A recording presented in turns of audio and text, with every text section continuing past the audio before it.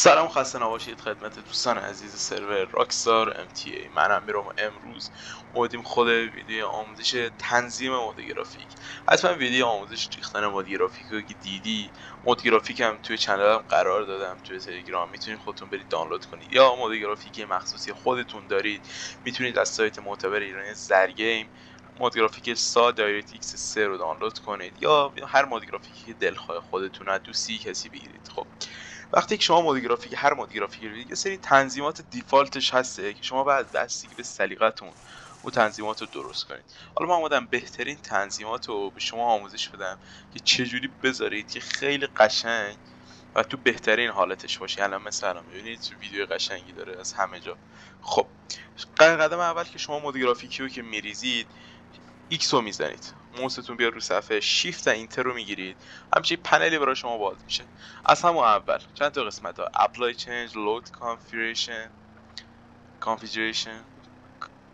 خب configuration. خب وقتی شما شیفت و اینتر رو بگیرید، همچین پنلی براتون باز میشه که همون اول چند تا گزینه داره. خب FPS رو به شما نشون میده، اپلای، لود، سیو.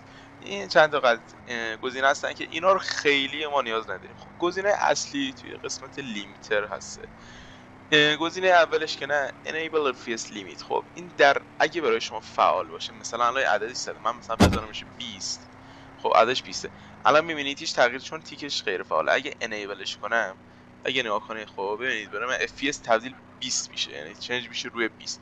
پس شما این تیک رو غیر فعال کنید، این عددش هم همینجور رو 100 بذارید که اگه یه زمان دستتون خورد، 1000 حالا اشکال نداره، چون MTA بیشتر از 100 رو کلا ساپورت نمیکنه به خاطر لیمیت روش هسته و چون محدودیت زمانی قبل داره، یعنی مال 20 سال 30 سال پیشه.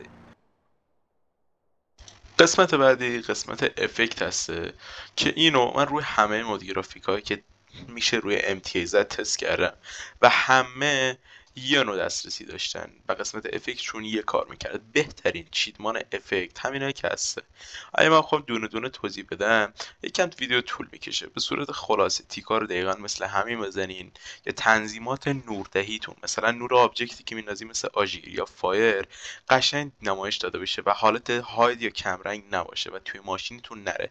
خب خیلی از فایرها هستن مثلا از این ور اون ور ماشین رو نشون میدن و این کارو نمیکنه. این افکت هایی که من زدم با این تیکا اونو درست میکنه. خب قسمت بعدی قسمت کالر هسته که همون قسمت نور هسته. با دو تا تیک اول کاری نداریم. تیک عدد سومی، خب این برای تنظیم برایتنس و تنظیم نور. بستگی به مود گرافیکی که دارین و تنظیمات صفحه بعد اینو باید درست کنین. خب الان من برای مود گرافیکی خودم استفاده میکنم. برای روز اینو میذارم 0.66. با شیشه دراگ شده، لحظه سبکایی داره. خب میرید یکم تاریک میشه هوا، ولی برای شب یا مثلا طرف است که سر یکم تاریک داره 1.22 میذارم تا یکم هوا روشن‌تر به نظر میاد. حالا این بستگی به سلیقه خودتون داره و کاملا قابل شخصی سازیه. خب یه قسمت دیگه هست از این ور، گزینه چهارم مال منشن بلوره.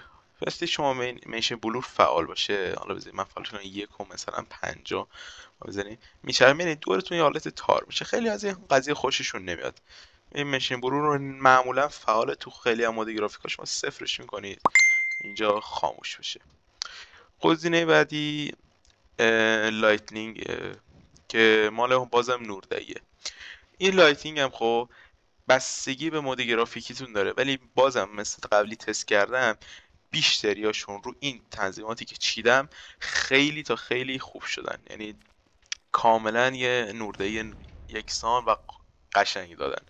مثلا یعنی همه چی رعایت شد، نور آب، مال ارزان بزرگ بازتاب، همه اینا رو توی این زدم. یعنی تغییر مثلا رنگ، عمق رنگ و همه اینا رو تو این مود گرافیکی الان درست میکنه. برای همه مود گرافیکی هم این قضیه ست میکنه. قسمت بعدی خود افیکس تنها هسته که اینجا بستگی به مود گرافیکی داده که داشته باشه توی فایل های افیکسش یا نه. شما اگه بی اون قسمتاش کاری نداره چون اصلا خیلی مهم نیستن. توی قسمت خب این گزینه رو میبینید، خب all time paddle all time. اینو اگه خاموش کنید آسفالت دادی، اگه روشن کنید این که آسفالت یه حالت بارونی شکلی رو خودش میگیره، مثلا چجور زمین خیسه. خب اگه سیستم ضعیفی دارید بهتره اینو خاموش کنید تا FPS تون رو کم نکنه، ولی اگه سیستمتون اوکیه میتونید روشن کنید، ولی بازم بستگی به سلیقه خودتون داره که میخواید مثلا این گزینه روشن باشه یا نه. من خودم خیلی از این گزینه خوشم نمیاد و بیشتر وقتا خاموشش میکنم.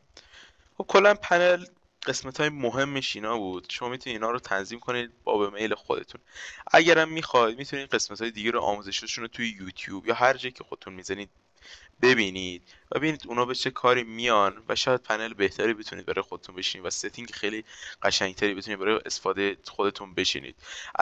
البته یادتون باشه این عددی که میتونم این خیلی مهمه. الان خیلی دوستان اومده بودن مثلا توی شب عدد رو خیلی تاریک گذاشته بودن و هیچی نمیدیدن و میگفتم مد گرافیکی مشکل داره. نه، این بعد تنظیمش کنی، برای روز یه عدده، برای شب هم یه عدده. یعنی شب چون تاریک تره اگه بخوای تنظیمات روز رو بذاری یکم واقعا تاریک میکنه و چیزی نمیره، حتما باید ستینگ شب رو بذاری. خب امیدوارم که خوشتون اومدش از این ویدیو. تا ویدیوهای دیگر، خدا نگهداره و یار شما.